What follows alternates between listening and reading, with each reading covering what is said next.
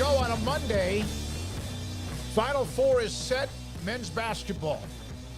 1 in 125,000 odds that these would be the four teams, Garrett.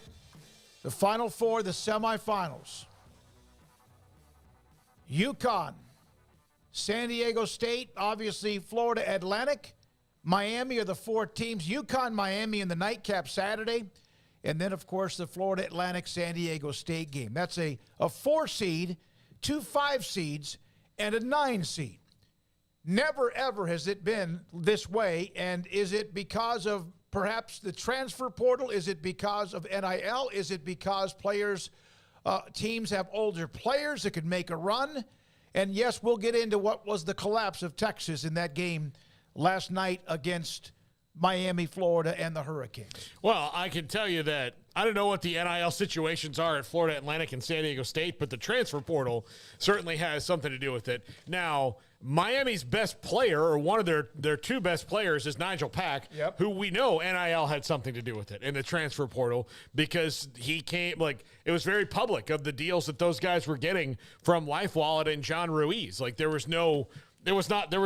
That was the most transparency we've had in an NIL deal maybe ever on anything that's come across. And with UConn, I'm sure it's all of it, but UConn has also, in the last couple of years found their way to back to being UConn again. I mean, they're a blue blood that we've kind of forgotten in the conversation sometimes the last couple of years because they did, after they won those titles, kind of fall off for a little bit, but now they're back and playing better than anybody in the country except for maybe Florida Atlantic.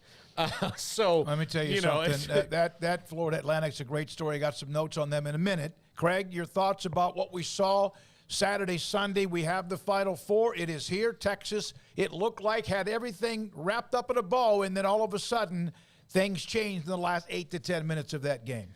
Yeah, disappointing to not see any Big 12 teams get in the Final Four just because you had 2 cracks at it, and I thought that Texas looked as juicy of a pick to win it all as anybody, and then obviously you had the DSU injury, and that didn't help matters, and yeah, had it there for the taking again, and just a lot of different things unraveled for them, and then K-State to have the opportunity that they did and to come up just short, and just the way that game ended on no shot, that was just a really tough thing to watch, is that you have that opportunity and you don't even get a shot off. It was a really rough ending for them, but great seasons for both teams. Rodney Terry, there's been a million words written about the job that he did in Austin after Chris Beard's abrupt firing and just that whole situation. And now he's rightfully under very strong consideration to be the next head coach. Looks like he may be the next head coach, which I think would be a great move by the Longhorns and deserved.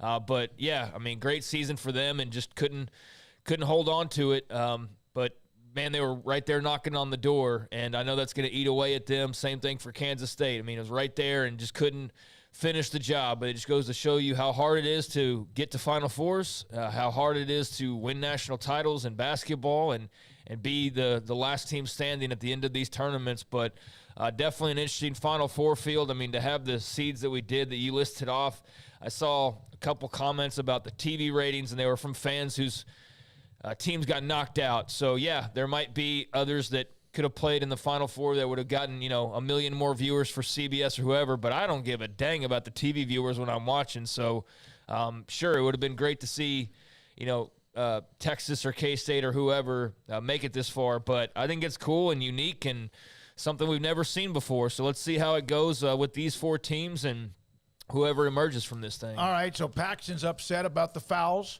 in the last 8 minutes of the game. It seemed like what Miami did. First of all, Miami shot like 58 or 60% for the game. Texas was unconscious too, and then they started to miss a few, and then they started to turn it over, and then Miami started to get aggressive, get to the basket. Lots of fouls were called. Paxton doesn't like them. He didn't like the call on Brock Cunningham. That's debatable too.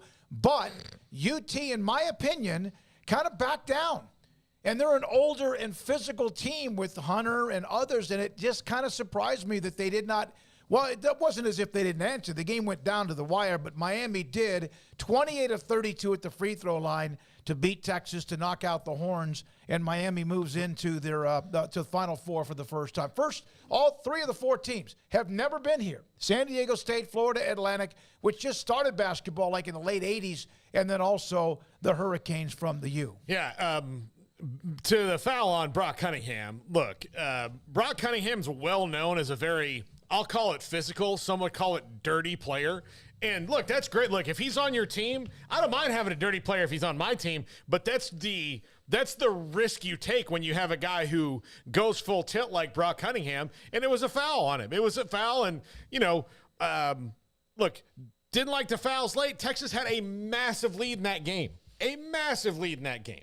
Yeah, So, and eventually they did. Miami paraded to the free throw line, and they made them. And I thought when Dylan Mitchell got the alley-oop to put Texas back up 10 after Miami had made their first cut to 6, and then they had the alley-oop to Dylan Mitchell, I thought it was over. But Miami did not back down, and a huge win for the Hurricanes that I basically just thought that. I even texted our good friend UT fan Paxton. I said, I thought that thing was over with 8-10 minutes left in the game. And Rodney Terry, yeah, all the reports are that he is the one that they're targeting, that he will be the next head coach. I don't think anything yet is official, but this came yesterday evening from Chip Brown. Well, Cunningham said after the game that he thought that particular play was a foul, but he also said that wasn't the only reason they lost the game. I understand why Texas fans pointed to the officiating there, especially towards the end. I get that. I definitely do. But, even the players involved will say that's not the entire reason. I mean, like you said, they had a lead, they had opportunities, and they just couldn't close it out. And, when you don't, control what you can control and you leave some of it in the hands of the officials, then that can go sideways. So, make a couple more shots and maybe that's not the result, or, make one more play on defense and maybe that's not the result. But I do get the frustration, though. I mean, it sucks when, you get calls not going your way, especially in a big game like that with so much on the line. But, yeah, I mean, I think that you can look around and point to a lot of different things for why they lost, that included, but not the only reason why. So, yeah, back to the Rodney Terry graphic. Yeah, the Rodney Terry graphic. Put that up again if you don't mind. This is from Chip Brown late yesterday evening, that he is the one that will be offered the job at the University of Texas. To me, there was no way this could have gone any other way, but there was always that you wonder.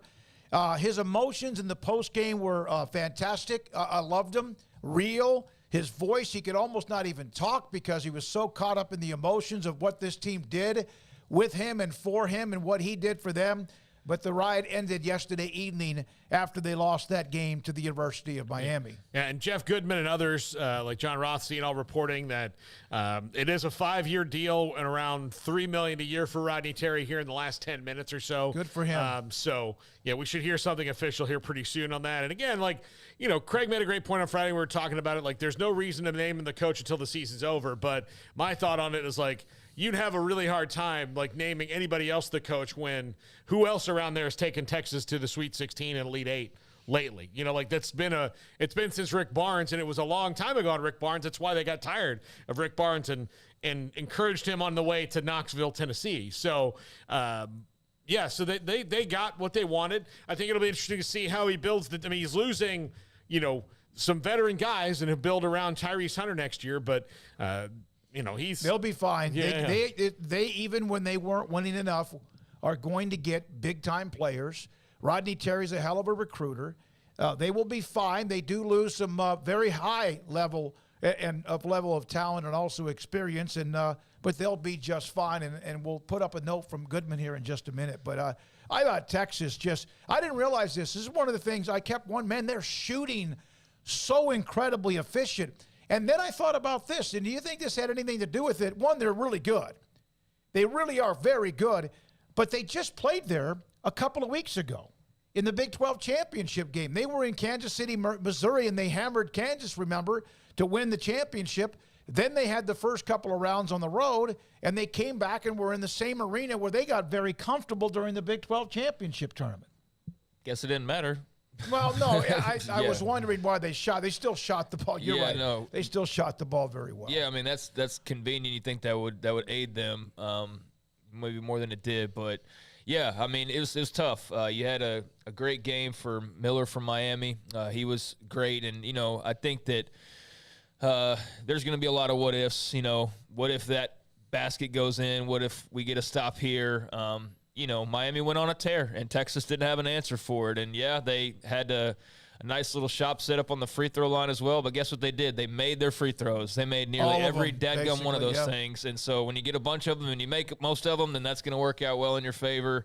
Yeah, that's a brutal loss, though. Don't slice it any other way. As good of this season, as good as this season was, and as fun as it was for Texas fans following along, this group is going to change. There are going to be departures, no matter. I know Brock Cunningham's coming back, and whoever else comes back as well. That will be, a shade of what they were this year, but just because of the unique challenges that they faced, and this group in particular, it's going to be hard to replicate that. But they'll reload for sure. It's just that, kind of like I said with, forget who it was, a week or two ago, we were talking about something similar. But when you get that opportunity, man, you better take advantage of it, because you don't know when you're going to get back to that point. And we saw how hard it was to get to this point, how long it took for them to get back to this point, to the Elite Eight and get a crack at the Final Four. You would think that they get back there a lot quicker this next time around. But, yeah, it's tough, and it's really hard to win a title. But I do think Rodney Terry was deserving of the job. I think most people agreed with that. My thing on Friday was just like, what's the rush to name him the coach before you're finished? Because if you're in the Elite Eight and you announce Rodney Terry's the head coach, it's like, that's great. But do you lose a little bit of your edge by doing that because they're playing for this guy? And I don't think you mess with what you're doing. I think that even though that would have been great to hear it, I think it could have been a slight distraction. Not that they would have won or lost had they announced it, but I think you just don't mess with a good thing. But if you were playing to prove something, or to prove, and this guy deserves the job, like, yeah, you don't mess with a good thing. But I also, think as well in that same vein, yeah, like, why mess with it? They're winning, they're advancing, they got a chip on their shoulder, they're playing for this guy, they want this guy to be the guy, and you do want to reward that. But yeah, why do that before they're even done? Why do that before it's? I think I made the comparison, and it wasn't great, but it's like, you got sharks in the water, and right before you're about to have this big showdown, you throw a bunch of chum in the water, get them all fat and happy, and they're like, it's not the same as when they're rabid for some meat. So I thought that was smart to not do that, and yeah, now you can just wait till you lost a game, which just so happened to be your next one, and you can go the official route to making that official. And I think, yeah, everybody feels like that's the right hire to make. So here are a couple other notes on Florida Atlantic. This from Matt Norlander. They did not have a basketball program until the 1980s, late 80s. I think it was like 88. One NCAA tournament before this year.